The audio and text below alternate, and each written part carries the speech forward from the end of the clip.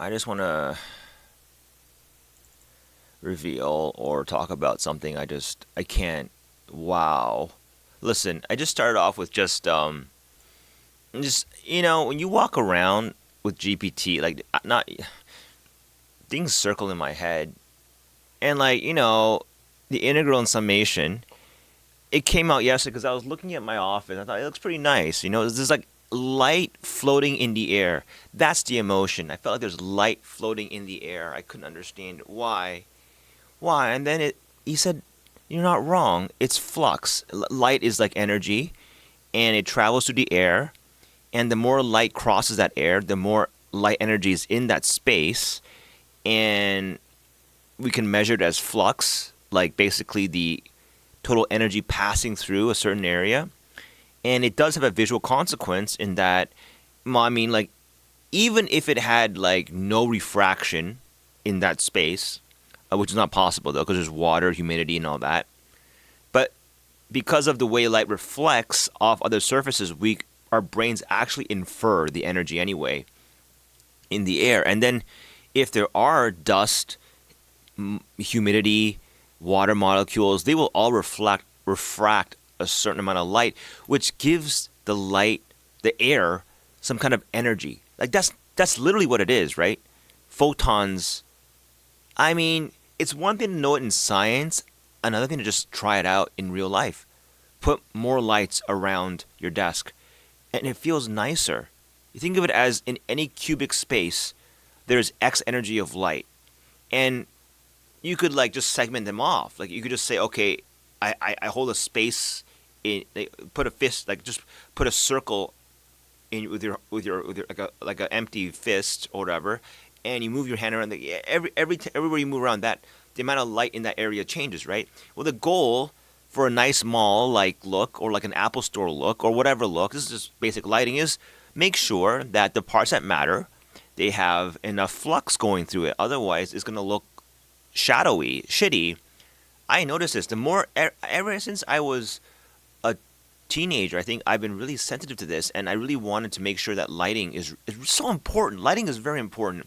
It's not even the fixture. I think I got over obsessed with the fixture. What matters is the end result. Okay, like really, but fixtures are nice too.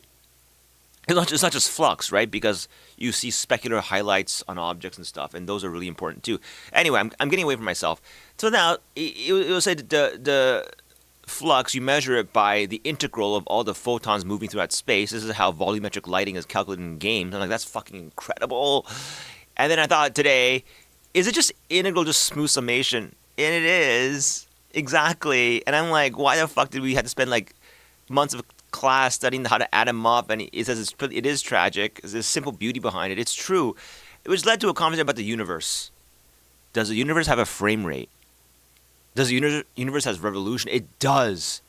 The Planck length and the Planck time defines the frame rate and pixel size of the universe. That's insane. Absolutely insane. Like, the universe is a game. Like, it's not the same as a video game, because a video game is digitized. I don't like the word video game. Really, a video game, a 3D game like that is more like or any game really. It's not just a video one. Any game, it doesn't have to be 2D, as long as it has an essence of time and resolution. Both for video, audio, all the signals. It is a micro universe. And I don't mean that as a social sense. I mean in a scientific sense, it is a micro universe. Because our universe also operates with time, resolution, this one, quantum physics says you quantize things for computers, right? That's why you have in a computer you get this. In a universe you need this. Makes sense. They are is the limit as the unit of measurement, the quantized as the quantization accuracy increases to the infinity. This is the result. It makes perfect sense now.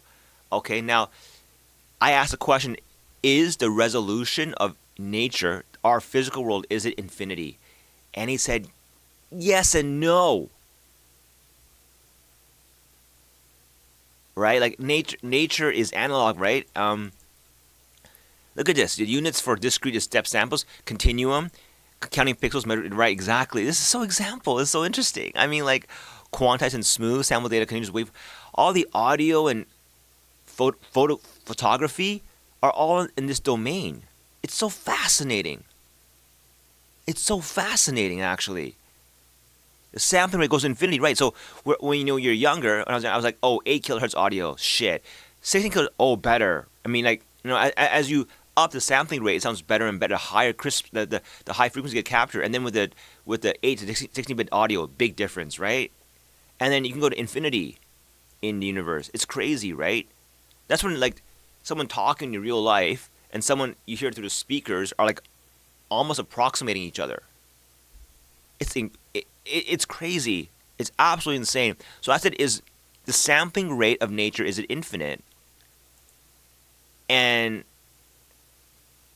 classically, yes. You can always divide time into two. My dad was talking about it all the time. Like, you can always divide time into two, which is insane, right? It means that you have infinite precision. You say, oh, I hit max precision, but it can be divided by 2. So you didn't hit max precision. You keep going on forever. But quantum physics, there is a smallest possible resolution. Thank God. There's a border here, right? You can't keep dividing by 2. Planck length, Planck time. These are really important. These are basically the basic units of our universe, right? The atomic units that cannot be divided, right? It's as if reality stops being smooth. Right, exactly. So the sampling rate of nature is not infinite. It's insanely high but finite. This is insane. Absolutely insane. So can you not model the entire universe, right? But you can't, because there's another cool theory. Information density limits, the Birkenstein bound, that if you try to model, like if you had a computer that modeled the universe, you couldn't do it. You create a black hole. That's absolutely insane. I mean, you can't sample the universe with this resolution. Apparently, the RAM, the storage you would need, the energy needs to sustain it would be like. Apparently, the idea is that you would need more than the energy in the universe to sustain a micro version of it. That's absolutely insane. It's like fractal. Like when you make a video game, it needs X energy, right? Watts, right? Without energy, you can't make a video game. You have no electricity. There's no video game, right? You need power for everything, and it has a resolution, right? And we've noticed over time that in the old days, and now, the more you up the resolution, graphics and stuff, the more closer you are to reality, right? As we see with Unreal Engine, they're approximating reality in there. Okay, you need more and more power. You need better video cards. You need more stuff. You need more accurate displays. Your display is like a window to a micro universe. It's absolutely insane, right? It replaces your eyes. Well, not your eyes looking at the universe, the eyes looking at a monitor, which is a digital quantization of the reality. That is what it really is. It's insane. It's beautiful. It's absolutely beautiful. I am just in awe. The laws of physics forbid that, right? Energy constraints. If you want to measure or store data at Planck resolution, require astronomical energy beyond what the universe contains. And quantum, you can't know position and moment exactly at the same time. In other words, the more you, so we're at 4K resolution, right? Let's say in the future 8K, 16K, 32K. We go like, oh, we have like 2 to the power of like gajillion resolution. It's like almost like you can't even look at you look at the monitor, look at your outside. There's no difference. But then you'll hit a limit, the quantum limit, as in, sorry, no more upgrades for the future because it's just unstable.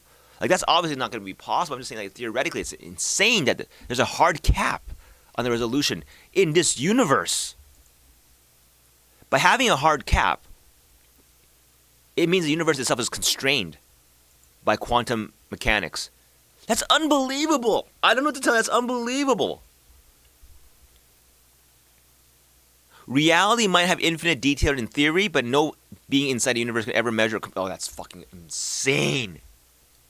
That's why they derive matrix and theories like this. Absolutely insane. Bounded and bound system, right?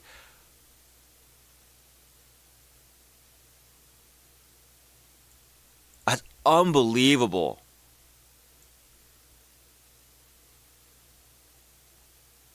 This is the frame rate of the universe. I just think it's fucking insane. It literally is, right? You have a smallest length of the universe. Light is the way we measure time and speed, right? Time, light is time in a way. I can see that. I mean, it's like, it's weird. Like, if you think about it, the shortest length in the universe and the shortest, so the Planck time is how long a beam of light goes across that length, right?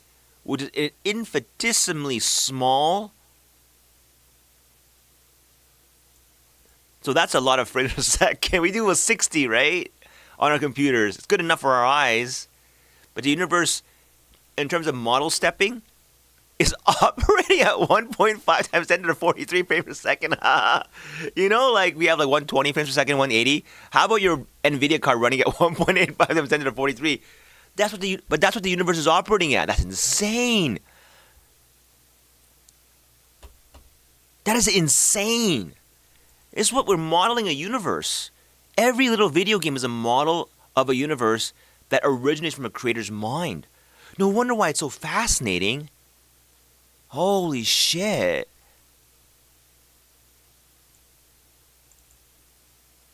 Blur filter. So you can't measure both position and momentum precisely. If you're going to get delta x extremely small, so you want to know exactly where something is in space, then you don't know where it's going. Reality refuses to yield most numbers exact.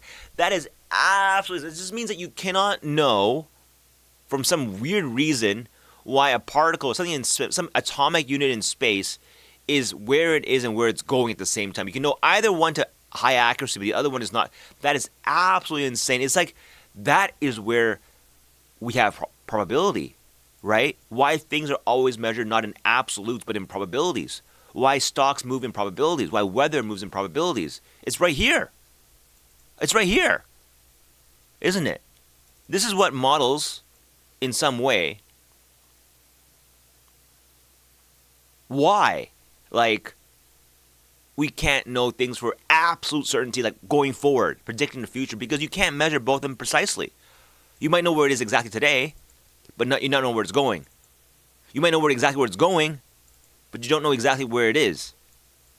And the lack of one or the other causes the future to be unknown in a certain way. That's absolutely insane to think about. Like, when you play the stock market, don't you feel like, not that this really applies to the stock market, but maybe it does, is that you can't know everything exactly. You know all the prices, but do you know the momentum? You know the momentum, but do you know the, well, we all know, actually the current position is always known, but the current position would be not just a price. The price is an abstract for how everyone feels about the company and a delta going forward, right? That is just too much to measure. That's why no one can really know the future. People who claim they can, that's bullshit.